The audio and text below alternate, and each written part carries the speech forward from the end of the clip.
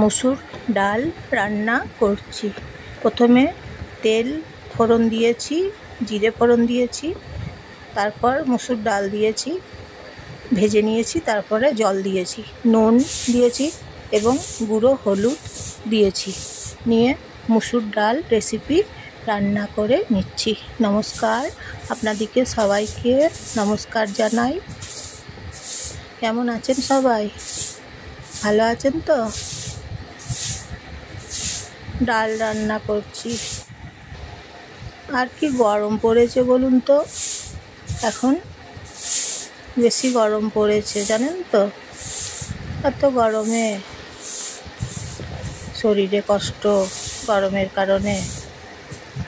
আর আমার ভিডিও যদি ভালো লাগে তাহলে লাইক করবেন এবং সাবস্ক্রাইব করবেন এবং শেয়ার করবেন। ডাল রান্না হয়ে গেছে, অন্য পাত্রে এখন রেখে দিচ্ছি। এই যে দেখুন, ডাল ফ্রাই রান্না করে নিলাম।